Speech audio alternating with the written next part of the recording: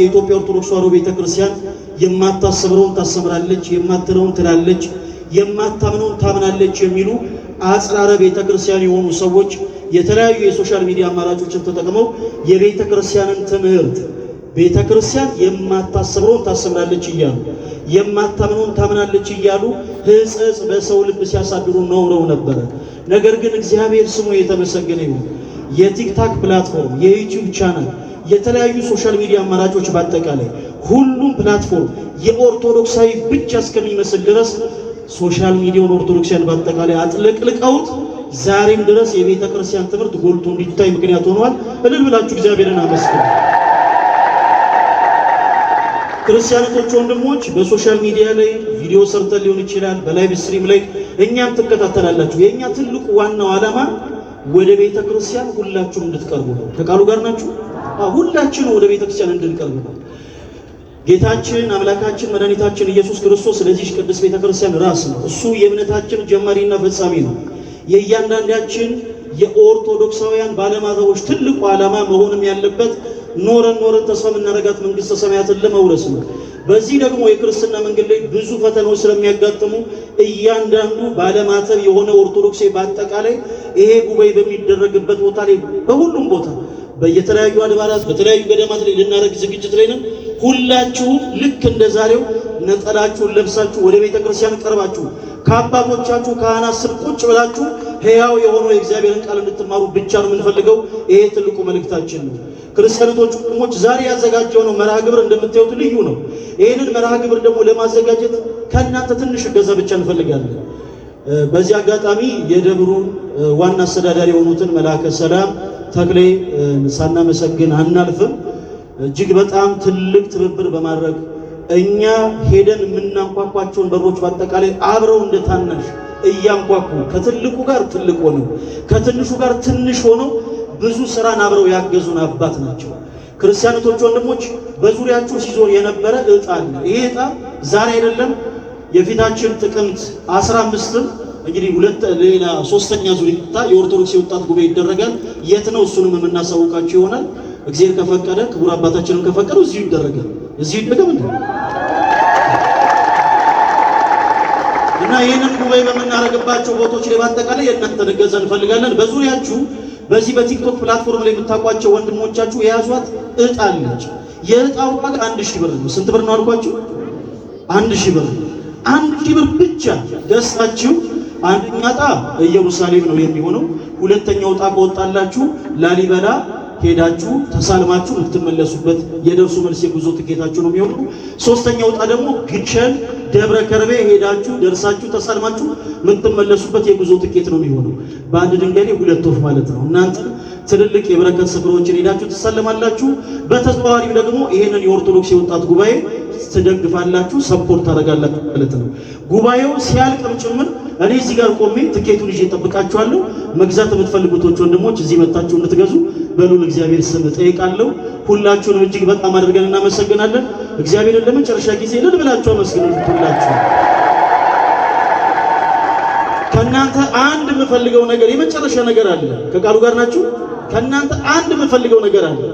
ይሄ ጉባኤ እንዳይዘጋጅ በጣም ብዙ አጽራረ ቤተ ክርስቲያን የሆኑ ሰዎች ሲታገሉ ኖረዋል። ኦርቶዶክሳውያን እንዲህ ባለ መልኩ እንዳይሰባሰቡ በጣም ብዙ ከቤተ ክርስቲያን ውጭ ያሉ ሰዎች ጉድጓድ ሲቆፍሩ ኖረዋል። ዛሬ እናንተ ማን እንደሆናችሁ ተነግሯቸዋላችሁ። እኛ ኦርቶዶክሳዊ ወጣቶች ነን። እኛ ማንን አልኳችሁ? አይሰማም? እኛ ማንን? ያኮረፍሷል መሰለኝ። በደንብ ጮክ ብላችሁ 3 ጊዜ ነገሯቸው። ክርስቲያኖች ወንድሞች፣ እኛ ማንን? እኛ ማንን?